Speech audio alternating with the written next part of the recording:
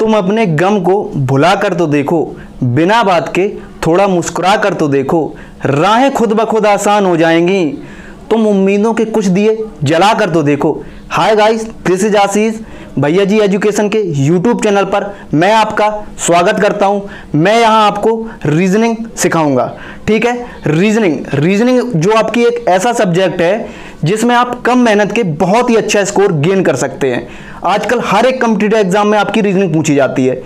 Reasoning में आप कम मेहनत के एक बेस्ट स्कोर कर सकते हैं। बिना रीजनिंग के आप किसी भी कॉम्पिटिटिव एग्जाम में अपना स्कोर बेस्ट नहीं कर सकते हैं। इसलिए हम लोग आगे बढ़ते हैं रीजनिंग की तरफ।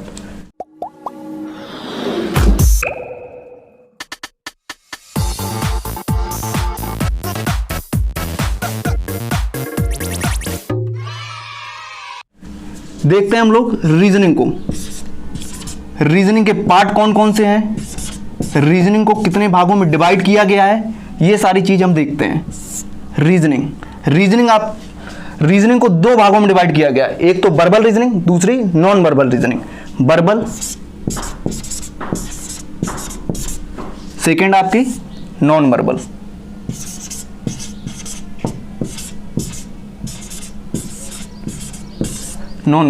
Verbal non verbal. ठीक है, वर्बल को भी कितने भागों में डिवाइड किया गया है, 3 पार्ट में। कितने पार्ट में?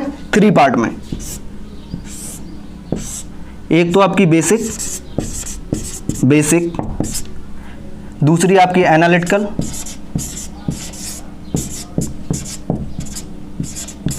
तीसरी आपकी लॉजिक। तो हम लोग रीजनिंग के अंतर्गत वर्बल और वर्बल के अंतर्गत भी बेसिक और बेसिक के अंतर्गत आने वाली अल्फाबेट सीरीज को कंप्लीट करेंगे। ठीक है, तो हम लोग देखते हैं किसको, अल्फाबेट सीरीज को। अल्फाबेट सीरीज को कैसे लर्न करना है हम लोगों को, इस तरीके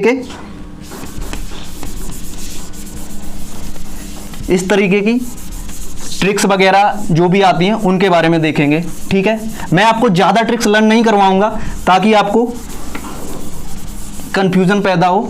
मैं आपको सिलेक्टेड मेथड ही लर्न कराऊंगा। सबसे पहले मैं अल्फाबेट सीरीज लिख रहा हूं यहां पे, A B C D E F G H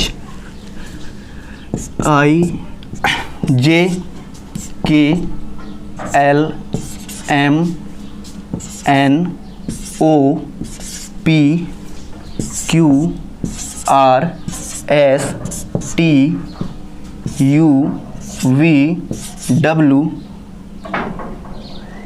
X Y और Z। ठीक है, ये आपकी अल्फाबेट सीरीज है। इसको ए से लेके, कहाँ से, ए से लेके एम तक, कहाँ तक, ए से लेके एम तक क्या बोला जाता है, फर्स्ट स्टेप। एंड एन से लेके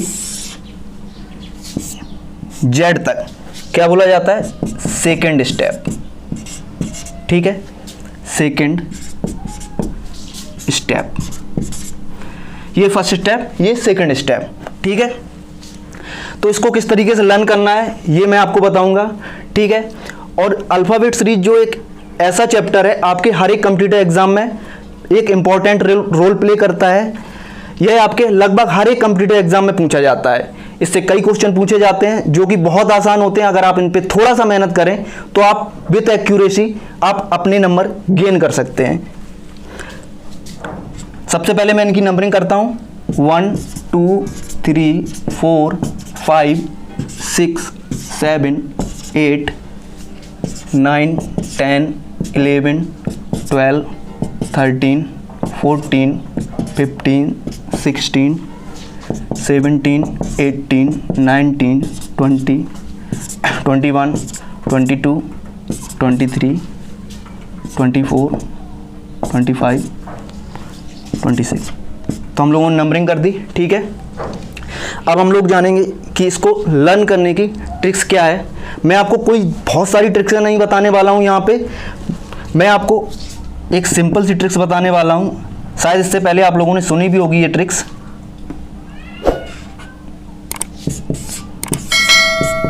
इजोटी, काफी सारे लोगों ने हो सकता है ये ट्रिक्स पहले से सुन रखी हो। इजोटी, ठीक है। ई पे कितना 5, जे पे 10, 15, 20 और 25। 5 के डिवाइड में है सभी, 5, 10, 15, 20, 25, ठीक है। तो इसके माध्यम से हम लोग वर्ड्स को लर्न रख सकते हैं। इसके अलावा कुछ 4 से 5 वर्ड और हैं जिनको मैं आपको यहाँ पे लर्न और कराऊंगा, ठीक है।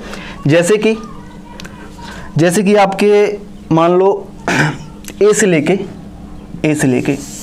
डी तक लर्न रखना है। तो इसके लिए ट्रिक्स क्या है, आपने गांव में बड़े बुजुर्ग लोगों को कहते हुए सुना होगा कि बेटा ABCD आती है। छोटे छोटे बच्चों से पूछते हैं लोग, बेटा ABCD आती है, या फिर कहते सुना होगा क्यों बेटा 1 2 3 4 आती है। इस तरीके से आपने जरूर सुना होगा। तो बस ABCD यानी ABCD यानी 1 2 3 4। तो ये आपको 4 वर्ड आसानी से लर्न हो गए ना लर्न, है ना। 4 वर्ड आपको आसानी से लर्न हो जाते हैं, ठीक है। इसके बाद एक वर्ड आता है जी। क्या आता है? जी के बारे में मैं बताता हूं आपको।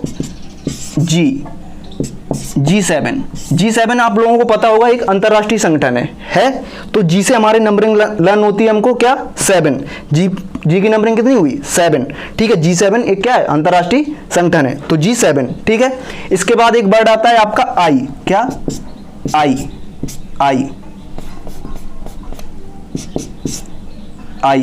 अब आई को कैसे लर्न रखा जाए? आई की नंबरिंग कितनी होती है 9। कितनी? 9। तो आई को लर्न कैसे रखा जाए? जैसे आप लोगों ने कहते सुना होगा कि आप किसी को बोलते हैं कि भाई तेरे एग्जाम है 1 तारीख से। अगर सामने वाला बंदा पहले से जानता है कि हाँ मुझे पहले से मालूम है, तो वो क्या बोलेगा? I know. क्या बोलेगा? I know. यदि उसको पहले से पता है, मालूम है ये बात कि उसके एग्जाम 1 तारीख से हैं, तो क्या बोलेगा? I know. यानी अगर वो बात पहले से जान रहा है, उसको पता है कि मेरे एग्जाम 1 तारीख से हैं, तो क्या बोलेगा? I know. यानी नो से क्या निकल के आ रहा है? 9। क्या निकल के आ रहा है? 9। तो आपको लर्न रहेगा आराम से आई नो। क्या से? I know. नो कैसा साउंड दे रहा है? 9 जैसा साउंड दे रहा है ना, 9 जैसा साउंड, ठीक है। तो आई नो। इसके बाद एक आपका वर्ड आता है एल। क्या आता है? एल। तो हम लोग एल को देखते हैं, यहां पे लिख दूं, इसको मिटा देता हूं मैं।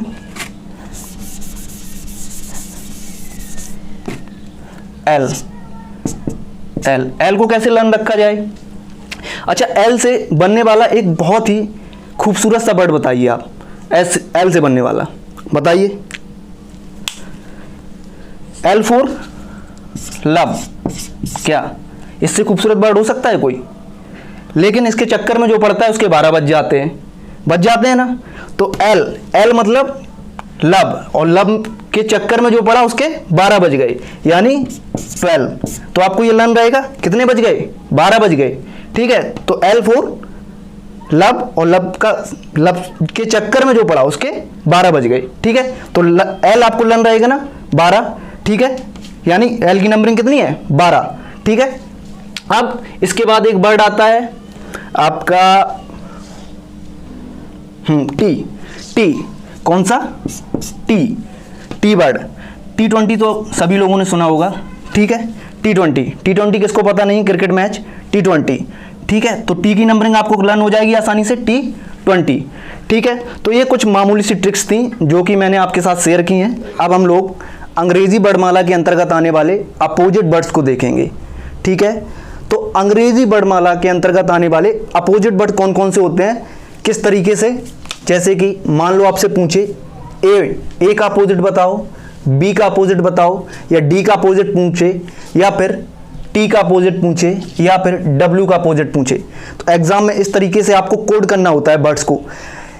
तो जैसे कि आपसे पूछे कि भाई ए का अपोजिट वर्ड या फिर टी का अपोजिट वर्ड, तो आपको किस तरीके से करना है ये मैं आपको बताने वाला हूं। तो अंग्रेजी वर्णमाला के अंतर्गत आने वाले कोई भी 2 अक्षर जिनका वर्णमाला क्रमानुसार मान का योग 27 होता है, तो वे अक्षर एक दूसरे के विपरीत होते हैं, ठीक है। आपको इतना कुछ याद नहीं रखना है, इस तरीके की कोई थ्योरी वगैरह, सिर्फ आपको एक सिंपल सी ट्रिक याद रखनी है। जैसे कि ए का अपोजिट वर्ड आपसे पूछता है ए की नंबरिंग कितनी होती है फर्स्ट। एक अपोजिट वर्ड पूछिए आपसे तो क्या करना है 27 से आपको माइनस कर देना है। 27 से -1 करेंगे कितना आएगा 26। तो 26 पे नंबर पे आपका कौन सा वर्ड है Z, तो Z है, समझ में आ गया। तो यानी ए का अपोजिट वर्ड क्या हुआ Z, ठीक है। इसी तरीके से जैसे पूछे बी का अपोजिट वर्ड, तो बी की नंबरिंग कितनी है 2 यानी 27 - 2 इज इक्वल टू कितना हुआ 25 पे कौन सा वर्ड है आपका बाई, कौन सा वर्ड है आपका बाई। इसी तरीके से आपसे अगर पूछे टी का अपोजिट वर्ड बताओ, टी की नंबरिंग कितनी होती है 20, तो 27 - 20 कितना आया 7 से क्या लाना है आपको G7 भैया, G7, तो यानी G, ठीक है। तो इस तरीके से हम लोग अपोजिट वर्ड को कर लेंगे जो कि आपके एग्जाम में काफ़ी यूजफुल होते हैं, ठीक है। तो ये था आपका फर्स्ट वीडियो, आपका था वर्णमाला से रिलेटेड, अल्फ़ाबेट से रिलेटेड। अब इसी से रिलेटेड मैं आपको कुछ क्वेश्चन भी करवाऊंगा जो कि आपके कॉम्पिटिटिव एग्जाम में काफ़ी यूजफुल रहेंगे, ठीक है। तो हम लोग नेक्स्ट वीडियो में इससे रिलेटेड, वर्णमाला से रिलेटेड, अल्फ़ाबेट से रिलेटेड क्वेश्चन करेंगे, ठीक है। उम्मीद करता हूं दोस्तों आपको ये वीडियो पसंद आया होगा। अगर ये वीडियो आपको पसंद आया हो तो इस वीडियो को लाइक करें, सब्सक्राइब करें और अपने दोस्तों में शेयर करें। तो आज के लिए बस इतना ही। अगले वीडियो में हम लोग इसी से रिलेटेड क्वेश्चन लगाएंगे, ठीक है। तब तक के लिए धन्यवाद।